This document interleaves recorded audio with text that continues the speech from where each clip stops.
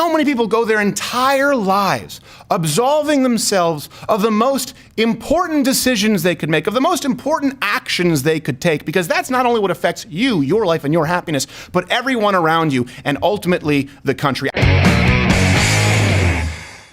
So I wanted to tell you something here, a story that occurred this week. And I was talking about this in a morning at pitch meeting, and I didn't really realize this was something that I could tell on air, but I think it was Tim from HR said, you know what, you should talk about that. So I was at the gym this week, and there's a guy in there, a black guy who I know, and he's not, he's really black, really black, really black. Yeah. Oh, Nubian.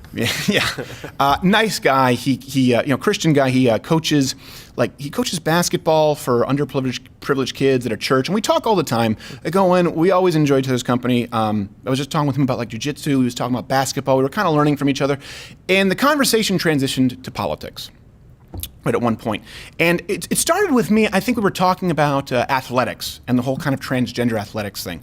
And so it started with that, and I talked about, transgender athletes and men winning women's wrestling meets. He goes, man, what? When is this happening? And I said, where have you been? I said, where have you been? You don't know about that? Do you know about the case in Texas? It's in Texas with the father and his son. He said, what? He has to raise his boy as a girl? He was like, you making that up? Because I know you do your little show. And I said, no, I do my little show. And it is. That was demeaning, but I appreciate the way you framed it. But no, this is real. And he was like, man, I can't believe that. I said, yeah, you really should probably, get involved with this a little bit more, learn about it. And he started talking, he asked, well, what do you think about politics? We started talking about Bernie Sanders. And he said, because I know I got some friends who they like Bernie Sanders, but I don't really follow that a lot. What do you think? I said, well, I don't know. What do you think about a 90% income tax? He goes, what? What? And this is how he talks. He goes, what, 90%? Come on, dude. I said, no, 90%. I said, just right now, run a YouTube search.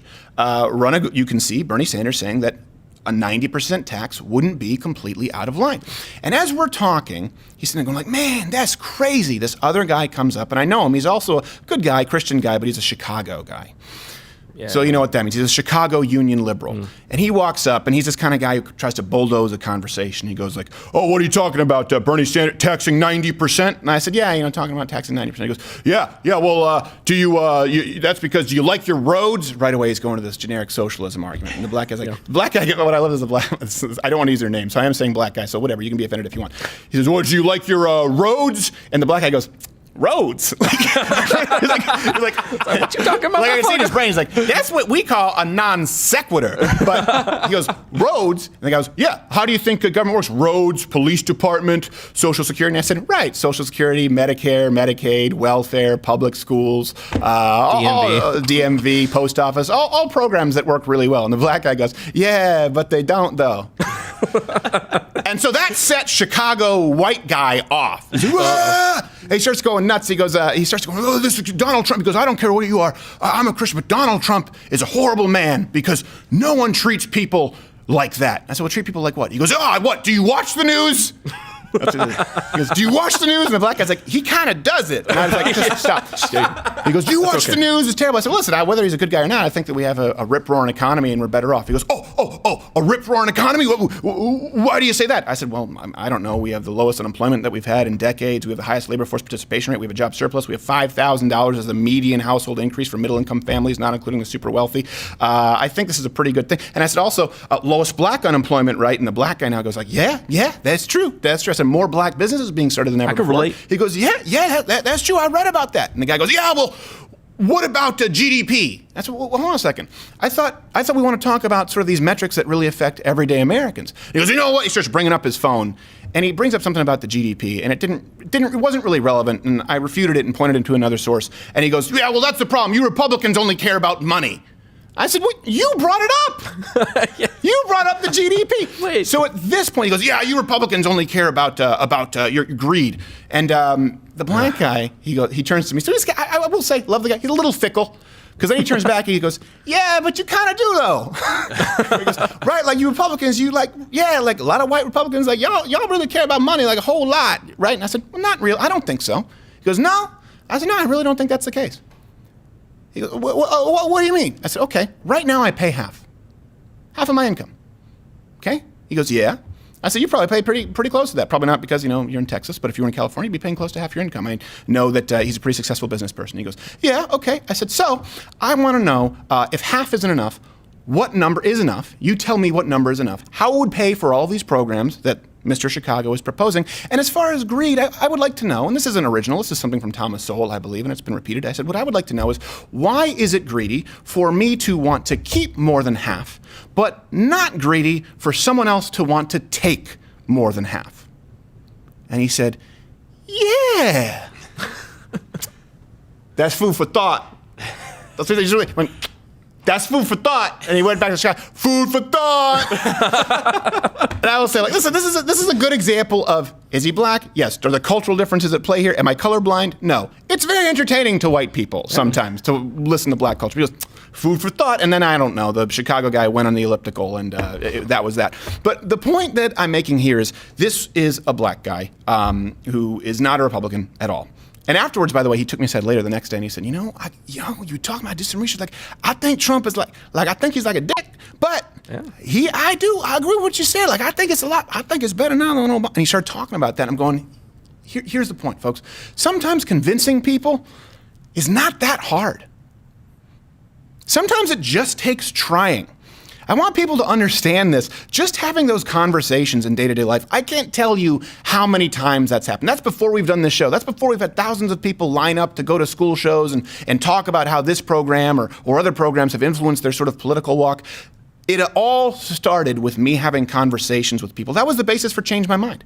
Sometimes people go, well, why don't you do more debates? Well, we will do more debates, and we do debates in the show, but Change My Mind is not about a debate. Change My Mind is to showcase what I just described, how you can have conversations with people in everyday life and either convince them or convince someone who's watching you talk with them. In other words, when the Chicago guy horned in, I wasn't trying to convince him, but I knew that if I spoke articulately, if I didn't get mad, if I kept my cool and I made my points and I was speaking truthfully, that the black gentleman would hear my point, and he did. Sometimes it just takes trying. And when I hear people, I've heard this a lot, some people on the right, they complain about immigration, and I do obviously have a problem with illegal immigration, and as it relates to legal immigration, I do think that we should be pretty strict on who we allow in, and we should be picking the best and the brightest. I think we should have standards, so I want to be clear about that.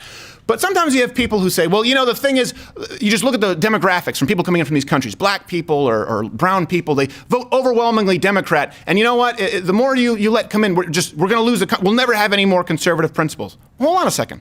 First off, I don't agree with the premise because demographics are changing. Look at the electoral map with Donald Trump in the Midwest and Chicago, Michigan, Wisconsin, right? These states that no one thought he had a chance in winning, yours truly included. Those things change. But when you say, well, these demographics, there's no way to change it. If they come in, we're going to lose it. What does that do? It absolves you of having that conversation that I just had at the gym.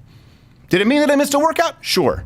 And I was grumpy that day, because if I don't get some exercise in, I'm usually kind of a prick. But the point is, when someone says, this is a demographic problem, it absolves you of any responsibility as it relates to changing somebody's mind. And this is something that we do a lot. A lot of the time, people act as though everything is out of their control. Like, well, that's the way this system works. Well, it could be in your job. You know what? They only promote people who are the boss's son. Could be in your marriage. Well, my wife is just never going to understand that. We do this a lot. We act as though far more is out of our control than I think we give ourselves credit for. And I want to ask, this is a challenge for this week to you. Which responsibilities do you think you've been absolving yourself of? I know I just screwed up the grammatical phrase, and audio is going to kill me. Of which responsibilities have you been absolving yourself? What do you think maybe is something that you could do or you should be doing, but you've made excuses that are outside of your control, so there's no way you could do it? Like, you know what, you're never going to change, you're never going to get more than, it used to be, 3% of the black vote. Then Donald Trump came around. I think it was 8 or 10%. That's a pretty big shift. Doesn't mean it's going to be 50%, but something changed. Thank God that Donald Trump and his team didn't say, we're going to write off the black vote. Thank God they didn't just say, we're going to write off the Midwestern vote. They could have done that. They could have absolved themselves, because you know what? There's a precedent, and no one else had done it. Just because no one else has done it doesn't mean that you shouldn't try to do it. It doesn't mean that you can't do it. But it's a lot easier to tell yourself, this can't be done. And I'll tell you what, if you show me what it is that you know or think you should be doing, but these responsibilities you've been abdicating, I'll show you what it is that should be at the top of your to-do list. So many people go their entire lives absolving themselves of the most important decisions they could make, of the most important actions they could take, because that's not only what affects you, your life, and your happiness, but everyone around you, and ultimately the country. I know that not all of you have a show like this. We're really blessed with this platform, but guess what? Every single one of you goes to the gym, goes to work, or goes to school, or has family gatherings where these conversations can come up. And you should be doing it every single day. You should be living it every single day, no matter how daunting it may seem. You may have a Thanksgiving table filled with nothing but the Black Panthers and Afro-lesbian PhD studies majors. And you know what? One of them could turn into Kanye West. That's what happened. His dad was a Black Panther. Do you realize that demographically, that should not exist? Thank God someone didn't pass the buck and just say, you know what, that's a lost cause. It's not. There are very, very few lost causes. If you're convincing yourself that that's the case and that's why you're not doing whatever it is that you should be doing, stop. Take inventory right now. What is it that you've been absolving for yourself that you could be doing? Every single day, you can push this ball forward. You can move the ball. You don't need me to do it, but everyone has to do it. And it starts with saying, you know what? It's probably possible. Let me give it a whirl. And then you end up with a guy saying, yeah, food for thought. Food for f***ing thought. Hey, I hope you enjoyed this clip. If you don't, these are the ABCs of me, baby. You can just click next video and put it in double speed. Of course, search doesn't necessarily work. Subscriptions, notifications don't necessarily work. Just bookmark this page, check in. We do a new video every single day, except for Sunday. And if you don't want this content to disappear, join Mug Club at louderwithcreditor.com/mugclub. It's only $69 if you're a student, veteran, or active military. And if you don't, listen. I don't want to say that you're hellbound, but it doesn't look good for you.